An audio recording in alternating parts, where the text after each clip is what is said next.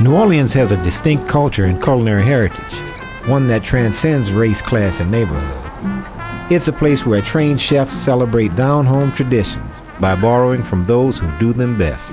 Chef John Besh and restaurant owner Willie Mae Seaton share this kind of relationship.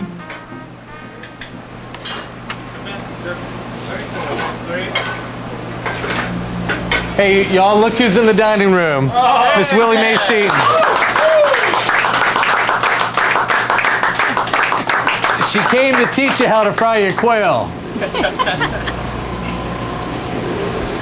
I think the inspiration for a lot of chefs have been people like you that have passed down a lot of tradition to us. Oh, yeah.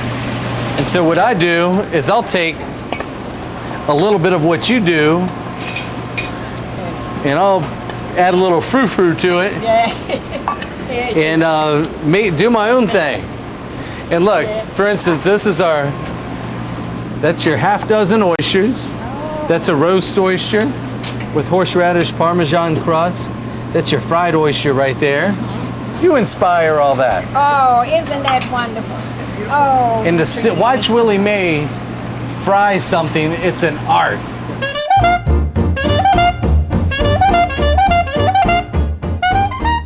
In 1940, Willie Mae Seaton moved from a small town in Mississippi to the Treme neighborhood in New Orleans, an area that borders the French Quarter not far from the river. It was there that Willie Mae's Scotch House was born, and her Southern cooking met Creole cuisine. What Miss Willie Mae tries to do is give you the sense that you're coming into our house when you come into the restaurant. And you know, you kind of are, because it's a shotgun double house, so the other side is where she lives. A whole lot of the culture is strongest here. If you look at the music culture, you look at the food culture, look at the parade tradition, look at the carnival tradition. And so a place like Willie Mae's is an anchor to an important community and therefore is an anchor to our whole city. Baby, people just love me. So a breaded pork chop, red bean, the big lima bean, meatball and spaghetti, cabbage, and my fish. If I hit pan fry it, I don't put in no deep fry. Willie Mae is kind of a standard bearer of that kind of back-of-town pot food cooking. And she's a link to the past. Now, Willie Mae and her son had the best fried chicken anywhere. And we used to stop there on the way to Jazz Fest every year. People would be there because you were waiting. It was turned into everybody talking with each other and talking about where they were going to go at Jazz Fest, and then the fried chicken would arrive and we'd all have fried chicken for breakfast. How do you fry chicken? Oh, baby, I can't give you all my secrets. I'm going to give you some of them, but some of them I can't. And as far as I know, she has given that recipe to no one. Well, I ain't going to give it out now. I'm not going to, that's a secret, ask her. I could have unsold that recipe. I could have unsold it for a lot of money. I'm not going to do that.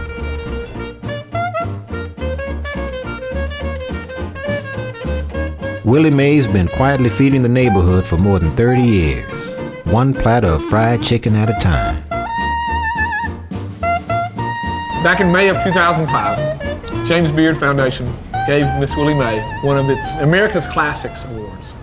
And in the process, she has transformed her restaurant from a place one eats to a place one belongs. So as it turns out, several of the people on the award committee for the James Beard Foundation had been to the restaurant. And the whole idea is to award people who maintain an aspect of our tradition and our identity in their food. I want to thank each and every one of you all what made it possible for me to win this award. I'm so full, I can't say nothing.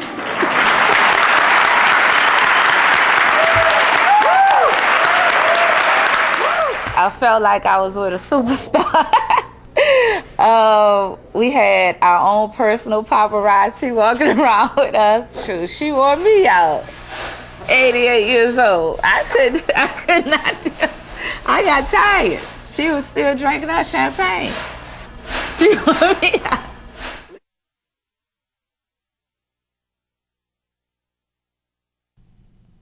On August 29th, 2005, Hurricane Katrina flooded most of New Orleans, including Willie Mae's Scotch house. The city is so magnificent, and Willie Mae's it's legendary. She's such a beautiful lady. I mean, she's such an important lady, part of the whole culture of New Orleans. And we absolutely must help her.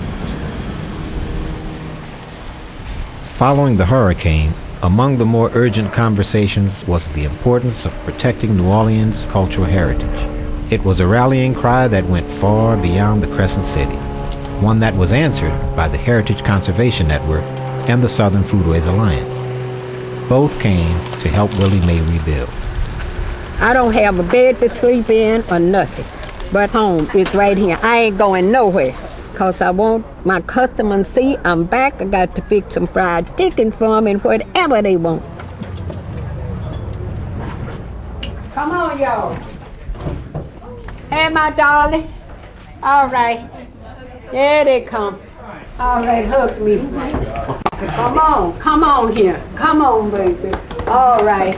Oh, look. Sort of getting a sense of this, we really, we'll probably break up into maybe 5 teams and people start to sort through some of this stuff.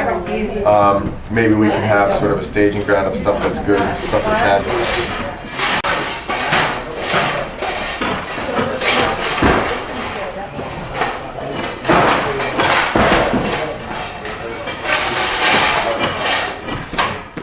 The sort of dream we have is that in a month or so from now, we can make that place pop out.